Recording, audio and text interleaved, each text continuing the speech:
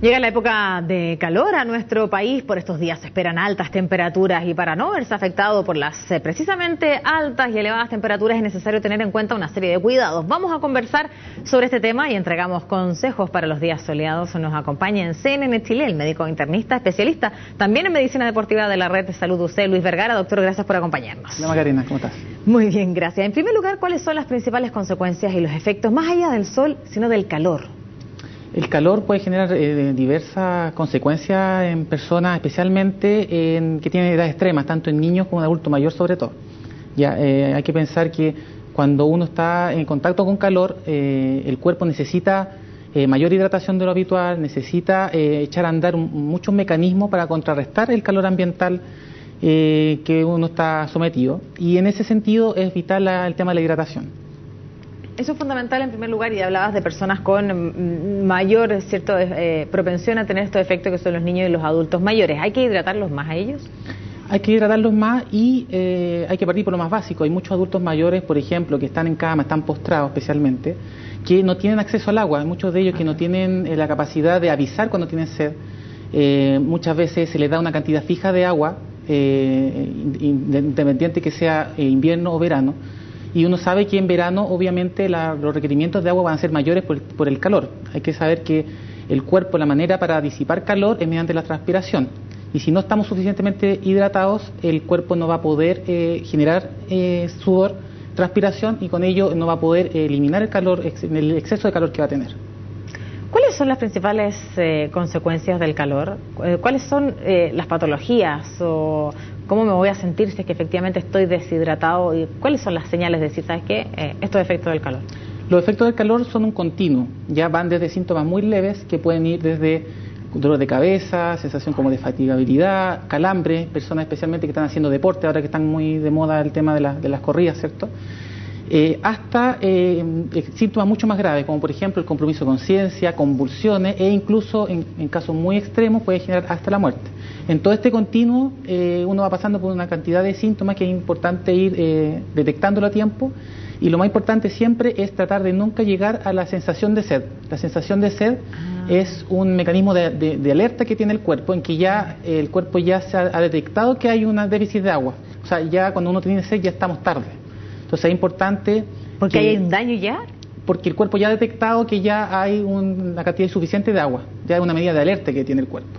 Entonces lo importante es nunca llegar, ojalá, a tener la sensación de sed, sino que estar hidratándose de manera permanente, en cantidades pequeñas de agua, para que el cuerpo ya no sea necesario llegar a este estado de alerta. Hay un trabajo importante de los padres, los papás y las mamás de los niños que no tienen la capacidad de manifestar, ¿cierto?, todavía de comunicarse, de entender que hay que hidratarlos más, aunque ellos no digan que tienen sed, en este caso. Efectivamente, y sobre todo en pacientes que tienen además enfermedades. Por ejemplo, pacientes hipertensos, pacientes diabéticos, pacientes que tienen problemas de riñón. Por ejemplo, el encargado de regular la cantidad de agua en el cuerpo principalmente está dado por el riñón. Entonces, pacientes que tienen problemas al riñón van a tener alteraciones en la regulación de la cantidad de agua que uno tiene, lo cual puede generar, desencadenar descompensaciones en este tipo de pacientes. Doctor, aprovechamos también tu expertise en la medicina del deporte a propósito de también las polémicas que se generan en hacer deporte en determinadas horas. ¿Es recomendable en los días de altas temperaturas practicar deporte temprano en la mañana o ya más tarde cuando baja la alta temperatura, o es indistinto si es que, por ejemplo, se practica deporte al mediodía? Nunca es recomendable practicar deporte entre las 11 y 4 o 5 de la tarde. De hecho, esto es un tema que en los últimos años se ha hecho más patente en la opinión pública, porque hasta hace muy poco, incluso hasta todavía, no se ha hecho la suficiente alarma de que hay que tratar de evitar estos deportes. Ya en Estados Unidos, en otros países, especialmente en Europa, se ha ido evitando el hacer deporte a mediodía o cuando hay mucho calor. Ya un ejemplo claro y muy notorio que tuvimos nosotros como medicina deportiva de la Universidad Católica, estamos a cargo de la Maratón de Santiago.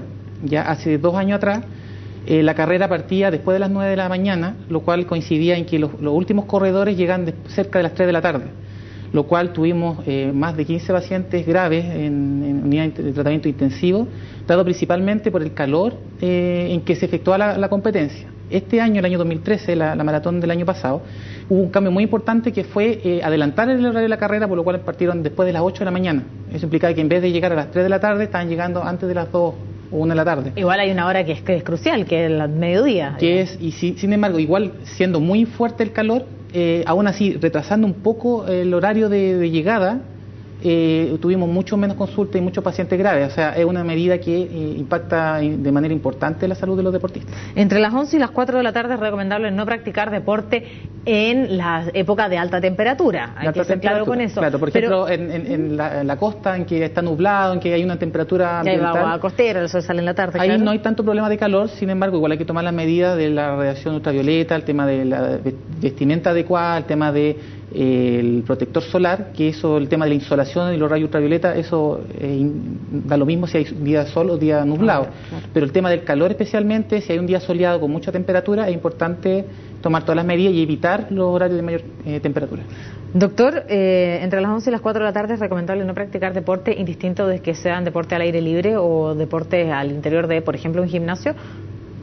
Depende principalmente cuál es la temperatura ambiental que esté expuesto el deportista. Si es una temperatura cerrada, cuando hay algún tipo de aire acondicionado o algún tipo de viento, de ventilador en que no haya mucho calor ambiental, no es tan importante ese tema, a diferencia de practicarlo al sol o en un lugar donde, por ejemplo, haya mucha baldosa, mucho cemento, en que la irradiación del calor impacta directamente sobre las personas. Más allá, ¿cierto?, de la polémica generada, si es que los partidos de alto riesgo se juegan al mediodía o no, aparte de eso, por lo tanto, ¿a ti sí te parece que es una buena medida que los partidos se jueguen después de las 3 de la tarde en la época de verano, por lo que tú ya explicabas?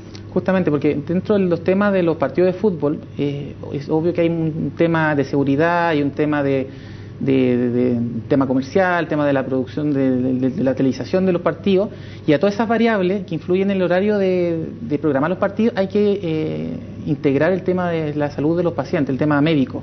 Pero hablando de eso, hay muchas ligas de fútbol, ¿cierto? Y hay muchas, ¿cierto? Donde todas las personas van y juegan los días sábados, y cuando ya llega el verano, es recomendable entonces modificar los horarios y que estas ligas se jueguen antes de las 11 de la mañana o en horarios de la tarde.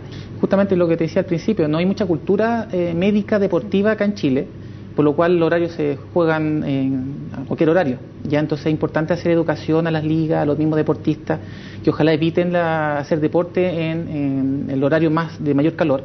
Y si es necesario o no hay manera de poder cambiar el horario, que a veces pasa, por lo menos que tomen todas las precauciones, que se tenga la suficiente hidratación y estemos preparados para evitar las consecuencias graves que nosotros vemos con cierta frecuencia en el hospital. ¿Qué pasa cuando uno practica deporte y luego de practicar el deporte uno siempre tiene esa sensación de sed? Y te lo pregunto porque tú has dicho que lo importante es no llegar a tener la sensación de sed. ¿Qué pasa cuando uno practica deporte? ¿Es importante que mientras uno está practicando deporte de igual manera se vaya hidratando? La hidratación parte antes de hacer ejercicio. Ya hay un periodo de prehidratación que se llama, en que por lo menos uno tiene que ingerir agua principalmente, por lo menos unos 200 a 400 cc previo al inicio del entrenamiento o de la competencia.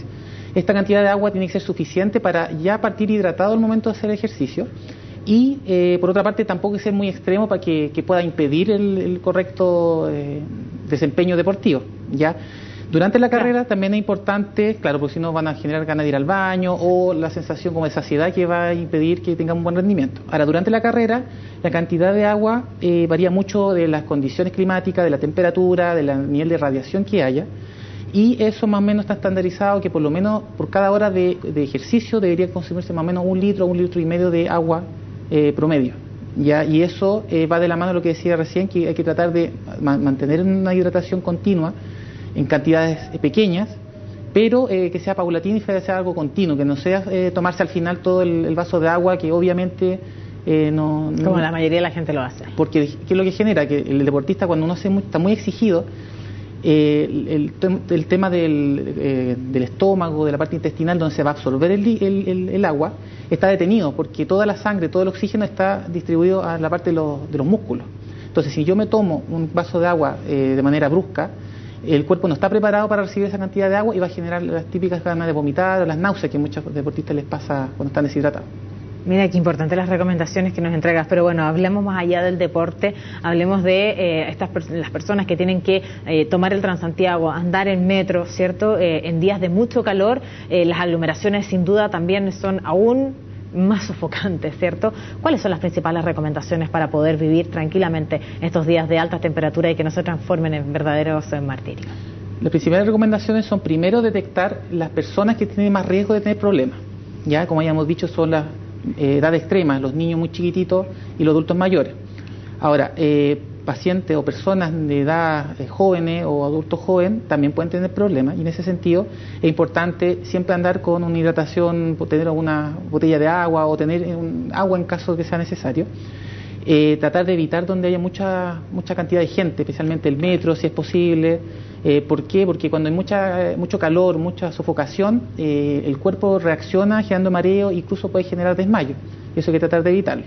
Pacientes que tienen enfermedades crónicas, es importante que continúen su tratamiento habitual, que no lo descontinúen, y si es necesario visitar en esta temporada, antes de que empiece el calor más fuerte, que visiten a su médico para tratar de mantener lo más compensado su enfermedad de base.